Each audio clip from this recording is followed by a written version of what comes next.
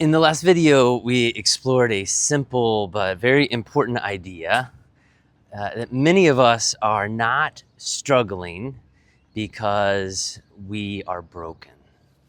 We're struggling because we've developed patterns of trust, ways of seeking safety, ways of finding belonging, ways of getting our needs met. And if you took the assessment linked below the previous video, and it's also linked below this video too, you may have already started noticing some of your own patterns. But I want to take a closer look. What pattern am I actually living from? Because one of the most fascinating things about these patterns is they often feel completely normal from the inside. They're not usually conscious decisions. They're automatic. They're almost faster than thought. Stress rises, a relationship becomes uncertain, a need goes unmet, and suddenly we're reacting, not because we've chosen a strategy, but because we've practiced one thousands and thousands of times over years, sometimes over decades. So I want to offer a very simple map, and it is not a diagnosis. It's not a label. It is just a way of noticing. We're going to look at this way of noticing, a way of becoming aware of the patterns we tend to fall back on when life gets difficult.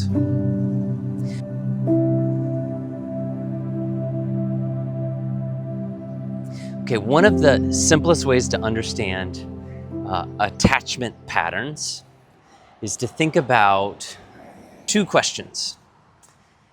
How much do I rely on other people to help meet my emotional needs? And how much safety, belonging, and emotional steadiness do I actually experience? So those are the two questions. Those two questions create a surprisingly helpful picture. Imagine that the x-axis is our reliance on others for getting our needs met. We need other people, but we don't want to be overly dependent on other people. We want to be in a healthy, balanced middle. And then imagine that the axis is our experience of regulated, safe belonging. Of course, we want that to be as high as possible. Our emotions are there and they're seen, but they're not controlling us. And we always have emotional access to safety.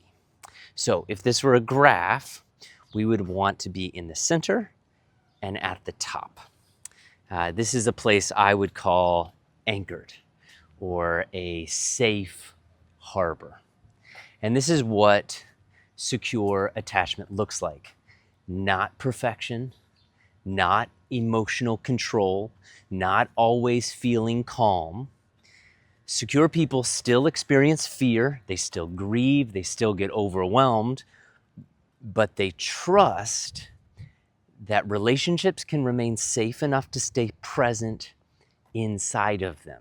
They can receive support without losing themselves. They can express needs without shame. They can experience emotion without being controlled by it. But let's look at the other patterns. On one side of the spectrum is the self-protector. The self-protector. This pattern develops when emotional expression has not consistently felt safe. It's not safe to express how you're feeling. So the nervous system learns, take care of yourself, need less, stay guarded, stay strong. Self-protectors often appear highly independent, capable, reliable, calm, but underneath, there can be a tremendous loneliness or stress carried in silence. This is often the person who says, "I'm fine," and genuinely believes that they are because they become very good at carrying things alone. Okay, on the other side of this graph, we will call the server. The server is the one who learns a very different lesson. The server's lesson is that safety comes through connection, through helping, through pleasing, through being useful. The server becomes remarkably aware of other people's needs, other people's moods, other people's disappointment, but often loses touch with their own. Their nervous system learns, if everyone else is okay, maybe I'll be okay too. And then swinging in the middle is the adapter.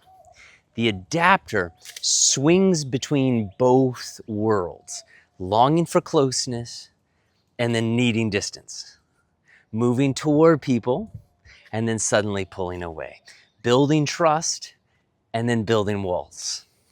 This often develops when relationships have felt unpredictable, sometimes safe, sometimes unsafe, sometimes available, sometimes absent. Their nervous system never quite knows what to expect, and so it learns both strategies. We sometimes see two additional survival responses, oftentimes coming out of intensive trauma. We have what I would call the enforcer. And the enforcer is trying to regain safety through pressure and control and intensity. And then we have the folder.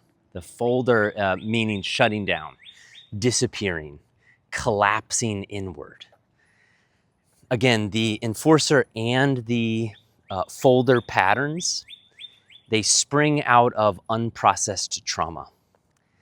And folks with these patterns most often need a trained guide to help them integrate their past trauma into meaning, story, and new security. Again, none of these patterns are moral failures. They are adaptations. They were trying to solve a problem, trying to protect something vulnerable. And one of the most important discoveries we can make in this is that every pattern makes sense. Every strategy was trying to help. So healing doesn't begin when we condemn these patterns. Healing begins when we notice them with honesty and compassion. So I just want us to pay attention. When stress rises, what happens? Do you move toward people or away from people? Do you swing between both? Do you try to control? Do you try to disappear inward? What is it that happens? And instead of asking what's wrong with me, try asking, what was this pattern trying to protect? Because underneath nearly every attachment strategy is something very, very human, a longing for safety, a longing for belonging. It's a longing for love. Okay, in this next video, we're going to move from awareness to actual practice, because understanding your pattern is helpful, but the deeper question is, how do we actually grow toward greater security? How do we become more anchored? How do we develop trust that is strong enough to flourish? And it turns out that there are 3 simple skills that make an enormous difference. We're going to explore each of those